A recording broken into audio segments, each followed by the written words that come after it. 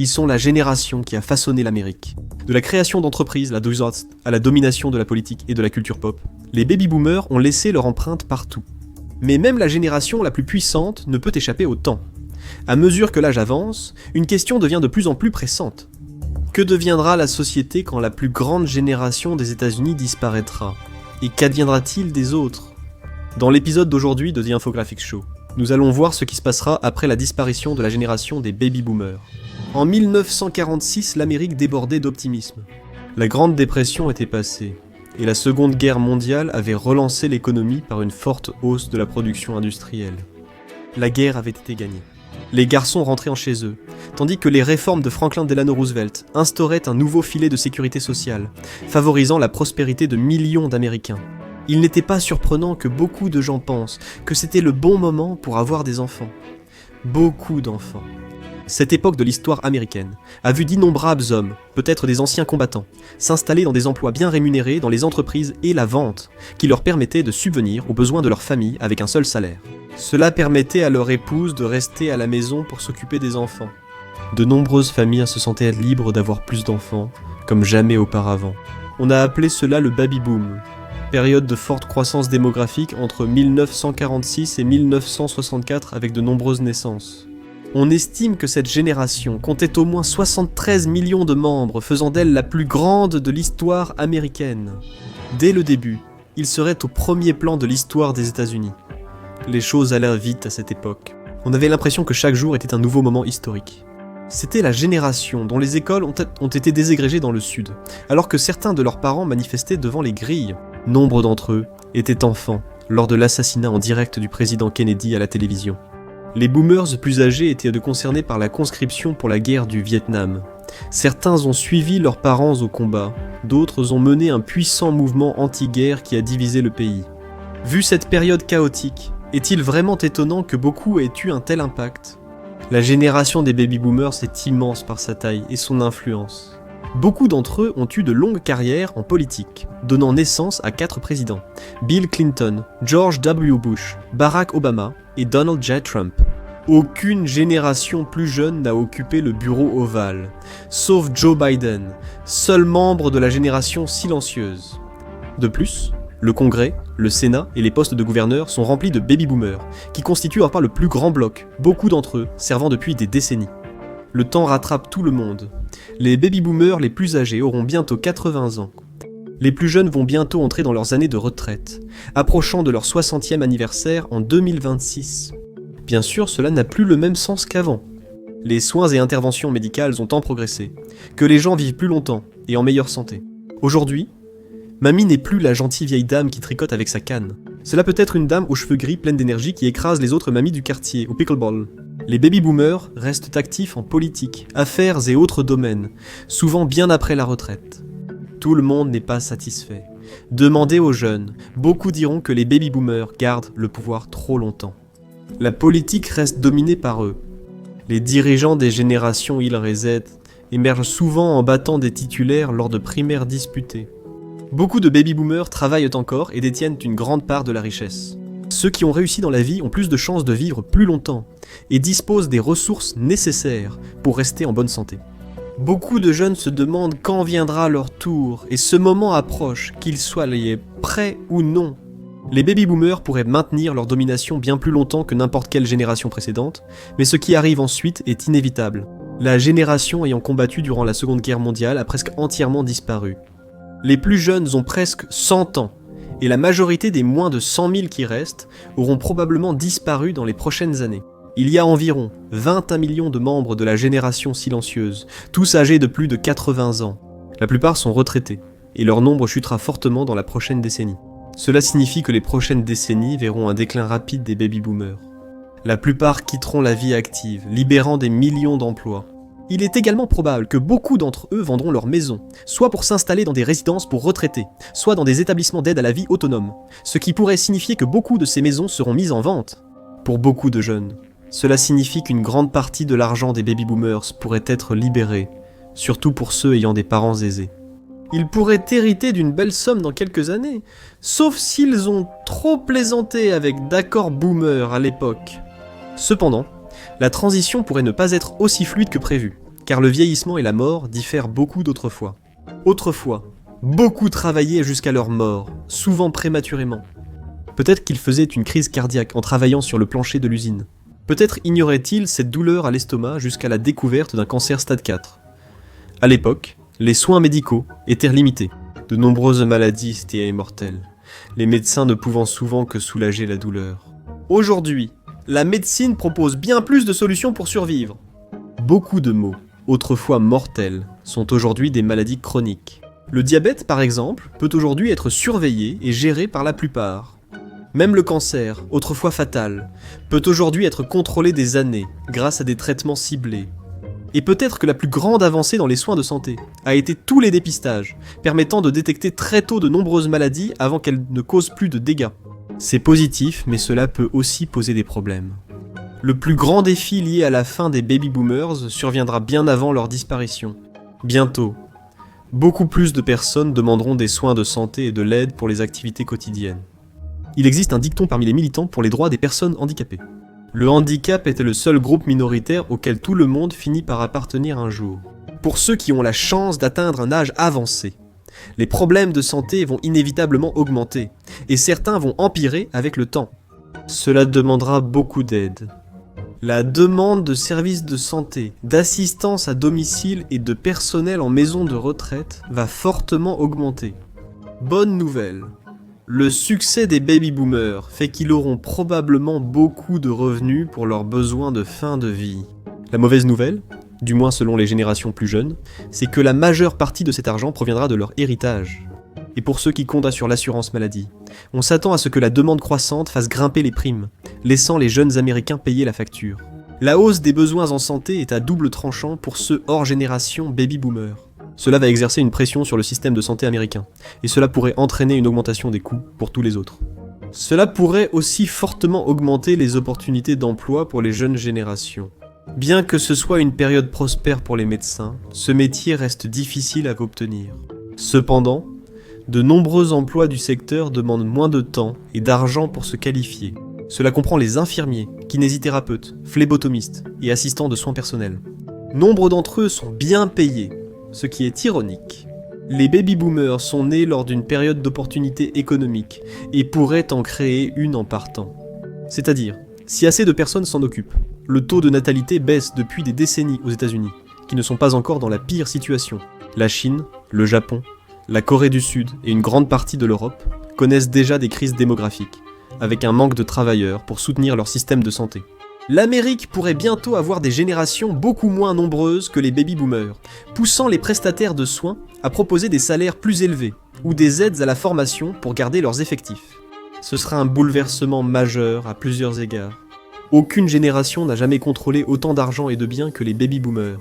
Cela ne veut pas dire que tous les baby-boomers sont riches, peu importe les mêmes que votre cousin publie sur Facebook, mais cela signifie qu'en moyenne, ils disposent de plus de ressources que les générations futures, quelle que soit la classe sociale. Même un baby-boomer ouvrier ayant travaillé en usine après l'armée peut posséder une maison et un pécule envié par ses descendants. Tout cela pourrait bien être chamboulé dans les prochaines décennies. La plupart des baby-boomers comptent transmettre leur patrimoine à la génération suivante, ce qui pourrait offrir aux millennials les ressources qu'ils attendent. La plupart des baby-boomers ont des enfants millennials, bien que certains aient aussi des enfants de la génération X plus jeune ou de la génération Z plus âgée. Toutes ces générations se sont senties laissées pour compte au fil de l'histoire, et les années à venir pourraient leur offrir une immense vague d'opportunités. Beaucoup hériteront de maisons, ce qui leur apportera la stabilité qu'ils recherchaient. D'autres hériteront de la majeure partie de la pension de leurs parents, ce qui pourrait suffire à lancer une entreprise ou à effectuer un autre grand changement de vie. Mais des obstacles pourraient surgir. De plus, de nombreux baby-boomers risquent de dépenser une grande partie de leur épargne bientôt. Cela se traduira par des dépenses liées à la liste de choses à faire avant de mourir, alors qu'ils profitent de leur retraite, font des croisières et des voyages, ainsi que par des dépenses nécessaires pour les soins de santé ou la vie assistée. Cela signifie que beaucoup de membres des jeunes générations pourraient regarder avec horreur leurs parents dépenser l'héritage sur lequel ils comptaient. Pour les baby-boomers voulant transmettre leur maison de banlieue, une offre d'une grande société immobilière pourrait tout bouleverser. De nombreuses entreprises rachètent des biens immobiliers pour les remettre sur le marché, à des prix que la plupart des milléniaux ne pourraient jamais espérer s'offrir. Si de nombreuses maisons arrivent sur le marché, les prix baisseront malgré les souhaits des entreprises. Une offre accrue crée un marché d'acheteurs, et ces ventes de maisons entreront dans les héritages, apportant encore beaucoup d'argent aux enfants. Cela pourrait signifier un boom des ventes de maisons pour la jeune génération et beaucoup de nouveaux propriétaires. Cela entraînera également un changement de population, en particulier dans les banlieues, alors qu'une génération plus jeune et plus diversifiée s'installe et bouscule les réunions de l'association des parents d'élèves. Mais d'autres systèmes pourraient être poussés à leurs limites. Les baby-boomers n'ont jamais vécu sous Franklin Delano Roosevelt eux-mêmes, mais beaucoup ont grandi en entendant des histoires à son sujet racontées par leurs parents. Il a créé plusieurs systèmes gouvernementaux, conçus pour faciliter le vieillissement et mettre en place un filet de sécurité, en particulier la sécurité sociale, qui offre un paiement mensuel aux personnes âgées. Il y a aussi l'assurance maladie, appelée Medicare, qui est un service d'assurance santé géré par le gouvernement pour les personnes âgées. Cela a fortement diminué la pauvreté chez les personnes âgées. Beaucoup craignent que plus d'argent sorte du système qu'il n'en entre. Les deux systèmes s'apprêtent à accueillir un afflux de nouveaux membres, car le reste de la génération du baby-boom y accède avec l'âge, des millions ayant déjà franchi le cap de la vieillesse. Dans les 5 prochaines années, toute la génération deviendra éligible au statut de senior, mettant fortement sous pression le financement du système. Il est probable que là où les 2 prochaines décennies seront dominées par le vieillissement de la génération du baby-boom, avec les progrès constants de la médecine, cette génération comptera sans doute plus de nonagénaires et centenaires que jamais, et mettra donc longtemps à entrer dans l'histoire. Mais la majorité d'entre eux quittera ces rôles actifs dans la société plus tôt que tard. Cela pourrait signifier une grande vague d'offres d'emploi, surtout dans un bâtiment en particulier. Aujourd'hui, plus d'un tiers de la Chambre des représentants, soit 170 membres, sont des baby-boomers. 17 membres de la génération silencieuse, 180 de la génération X, 66 milléniaux et un seul législateur de la génération Z les rejoignent encore. Le Sénat est très déséquilibré. 60 baby-boomers, 6 de la génération silencieuse, 28 de la génération X et seulement 5 milléniaux. Pas étonnant que tant de jeunes Américains pensent que le Congrès ne les représente pas. Et cela signifie aussi qu'il va bientôt y avoir un énorme renouvellement, qu'ils le veuillent ou non. Il n'y a pas de limite d'âge maximal pour siéger au Congrès. Le sénateur de Caroline du Sud, Strom Thurmond, a servi jusqu'à 100 ans et est mort quelques mois après son départ. Mais la grande majorité des représentants prennent leur retraite et touchent à leur pension lorsqu'ils approchent de la soixantaine. Cela signifie qu'un certain nombre de sièges au Sénat et à la Chambre seront probablement à pourvoir dans les années à venir. Cela pourrait annoncer une lutte intense pour l'avenir des partis. De nombreux membres de l'ancienne garde ont formé des successeurs, principalement des politiciens de la génération X, enclins à préserver le statu quo. La jeune génération veut désormais se faire entendre, et ne reste plus silencieuse. Ces dernières années ont déjà vu des batailles acharnées pour le contrôle des sièges clés à la Chambre et au Sénat, opposant les générations les unes aux autres. En 2025, la représentante libérale de 80 ans, Jan Schakowsky, a été confrontée à un défi lancé par Kat Abou-Gazela, une influenceuse progressiste de 26 ans, qui a rapidement récolté des millions grâce à sa communauté en ligne. Reconnaissant l'argument de l'âge avancé, Schakowsky a décidé de partir à la retraite. Cela laisse Abou-Gazela face à Daniel Biss, un maire de 48 ans, et allié de Schakowsky, qui dispose d'une base de soutien institutionnel bien établie. D'une manière ou d'une autre, il va y avoir un changement de génération, mais les deux visions ne pourraient pas être plus différentes. Cela pourrait se reproduire partout dans le pays. La domination des baby-boomers était l'un des rares sujets bipartites à Washington. Les deux partis vont bientôt faire face à un afflux de politiciens jeunes, ambitieux et iconoclastes, qui n'ont aucun respect pour les anciennes méthodes. Malgré leur division politique, les politiciens plus âgés des deux partis partageaient souvent un respect des institutions et des relations cordiales. Ils ont uni leurs efforts pour contrer les défis des factions les plus extrêmes du parti. Mais aujourd'hui, tout cela pourrait être en train de changer. Les politiciens de la génération Y et de la génération Z, en revanche, ont tendance à être plus radicaux et bien moins indulgents envers les institutions, accusant souvent ces dernières de les avoir mis dans cette situation dès le départ. Ils réclament des mesures fortes sur l'économie, l'immigration et le climat. Ils se montrent bien plus sceptiques envers l'intervention militaire américaine à l'étranger et le complexe militaro-industriel.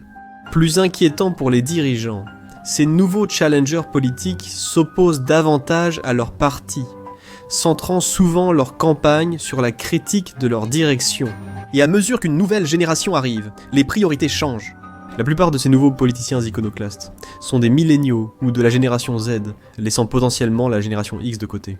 Cette génération, vue comme oubliée et plus détendue que les autres, n'a jamais eu de président. À mesure que les baby-boomers disparaissent, beaucoup deviendront seniors et craindront que les jeunes politiciens favorisent leur génération.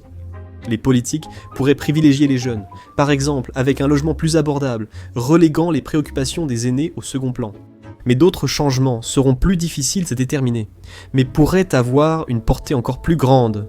Les baby-boomers ont façonné l'Amérique, influençant fortement la culture et le pouvoir en tant que génération la plus nombreuse. Ils n'ont pas seulement façonné les lois, ils ont façonné notre conception même de l'Amérique. Ils ont construit un pays fondé sur quelques principes simples. On trouvait un emploi et on y travaillait dur. On se mariait, fondait une famille et menait une vie honnête, suffisante. Il y avait un sentiment de conformité au rêve américain, fortement associé à l'ère des baby-boomers. Et ce monde n'existe peut-être tout simplement plus. Les millénials et la génération X ont tenté de suivre l'idéal de leurs parents, mais sans succès. Beaucoup d'entre eux peinent à trouver un emploi stable, se contentant de survivre grâce à des petits boulots à distance ou des emplois précaires, ce qui a poussé nombre d'entre eux à repousser le mariage et les enfants, voire à renoncer complètement à élever la prochaine génération. Nombreux vivent encore en appartement, possédant une maison leur paraît hors de portée, et beaucoup préfèrent la colocation entre jeunes plutôt qu'avec un partenaire. Comment ce changement va-t-il influencer la culture ? Nous voyons déjà son impact à la télévision et au cinéma.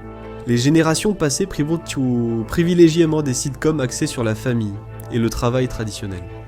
Papa allait au bureau, faisait de la paperasse, puis rentrait retrouver sa famille, et parfois un voisin excentrique. Aujourd'hui, il y a moins de sitcoms, et beaucoup adoptent une vision plus cynique du travail, de la famille et de l'amitié. Les médias reflètent la culture, et pour beaucoup, celle des baby-boomers paraît un rêve passé. Et cela entraînera un bouleversement dans presque tous les domaines de la vie. Les baby-boomers étaient la génération la plus riche, ce qui a conduit à une ère de consumérisme sans précédent. Pendant un certain temps, les États-Unis étaient dans une ville en plein essor pour l'industrie manufacturière, car les emplois en usine étaient le rêve de tout ouvrier. Le travail était difficile, mais stable et bien payé. Finalement, la demande a dépassé l'offre et de nombreux emplois sont partis à l'étranger. Ceci a été une des principales raisons pour lesquelles de nombreux jeunes entrant sur le marché du travail ont eu des difficultés. Les jeunes générations ont grandi dans un monde numérique, et elles sont beaucoup moins intéressées par les choses matérielles.